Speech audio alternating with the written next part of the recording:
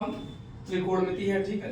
त्रिकोणमिति में क्या लिखा है? ट्राइगोनोमेट्री है। इसका मतलब है कि त्रिकोणमिति तीन शब्दों से मिलकर बना है।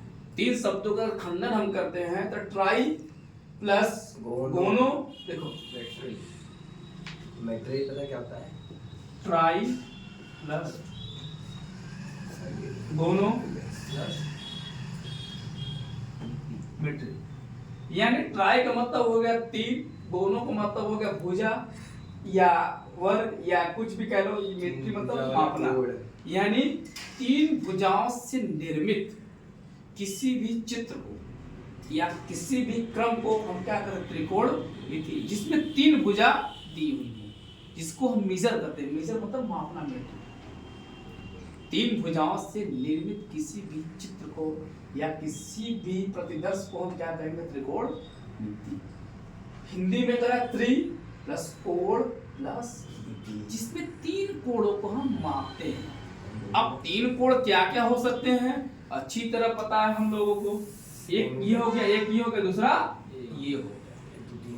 ट्रायंगल, ट्रायंगल का मतलब है जिसमें तीन एंगल होते हो। ट्रायंगल हो गया। ट्रायंगल से ही त्रिकोणमिति से ही ट्रायंगल निकल के हमारा आया। अब देखो इसमें क्या है, हम इसमें छोटी भुजा को क्या बोलते हैं? आधार। इंग्लिश में कहते हैं इसको बेस, इसको बोलते हैं लंब, इंग्लिश में बोलते हैं परपेंडिकुलर, PERPENDICULAR, इसको बोलते हैं कर्ण। हाइपोटेनियस, HYPONTANEOUS, यानी H से, इसको B से, इसको P से, लेकिन हिंदी में कहा जाए तो इसको L से, इसको A से, इसको K से, ठीक है। यानी त्रिकोणमिति वह एक ऐसा निर्मित भुजा है जिसमें हम तीन कोणों की बनी आकृति का, तीन कोणों से बनी आकृति का हम अध्ययन करते हैं। अब तीन कोणों से निर्मित इकाई में समकोण भी हो सकता है, समद्विबाहु त्रिभुज हो सकता है, समबाहु त्रिभुज हो सकता है, यानी त्रिभुज के भी अलग अलग प्रॉपर्टियां होती है। तो कहीं न कहीं देखो, आज जो हमारे मकान वगैरह बनते हैं, जो इंजीनियर होते हैं, कोई भी ऐसा मकान नहीं है जो बिना त्रिकोणमिति के विशेषज्ञों के बन जाए, क्योंकि मकान लंबाई में होती है, चौड़ाई में होती है, कहीं ना कहीं रेक्टेंगल टाइप में होती है। तो देखो रेक्टेंगल क्या है भाई? रेक्टेंगल हमारा यही ना है। अगर इस पे हम डायगोनल मार दे, त्रिकोणमिति, हम डायगोनल बना दिए विकर्ण, ये ना त्रिकोणमिति हो गई।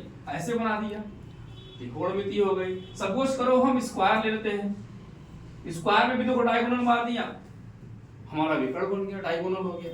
यानी कोई भी आकृति, यानी देख लो मकान है, चाहे हमारी बॉडी ही क्यों ना हो, हमने एक डायगोनल मार दिया, हमारा क्या बन गया? विकर्ण।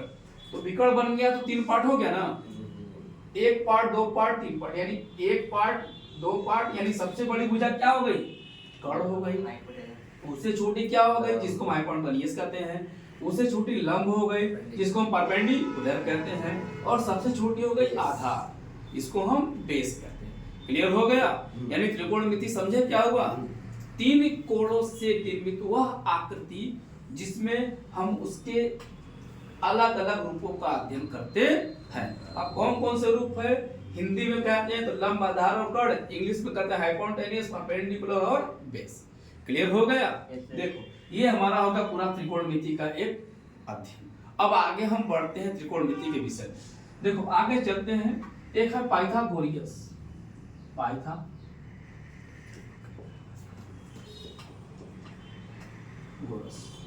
इंग्लिश वाले इसको पाइथागोरियन बोलते हैं, ठीक है। ये बहुत बड़े गणितज्ञ थे। इन्होंने एक ऐसा फॉर्मूला हम लोगों को दिया, यानी गणित वालों को दिया, जिससे हम किसी भी एंगल में या ट्रायंगल में या रेक्टेंगल हो, पैरेललोग्राम हो, उसमें हम उसकी तीन भुजाओं का आराम से मापन कर सकते हैं। क्योंकि यहाँ लिखा लास्ट में मेट्री, मेट्री मतलब मापना। बात समझ में आई ना? देखो इन्होंने क्या बताया, कर्ण का स्क्वायर, कर्ण का स्क्वायर बराबर आधार का स्क्वायर प्लस लंब का स्क्वायर, यानी इसको हम कहेंगे क्या? हाइपोटेन्यूज।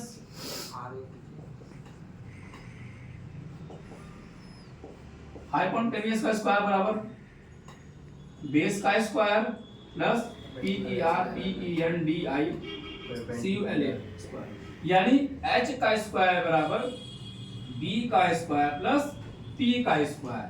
अगर हम हिंदी में आते हैं तो k का स्क्वायर बराबर a का स्क्वायर प्लस l का स्क्वायर। देखो हम किसी प्रूफ में इसको समझ सकते हैं।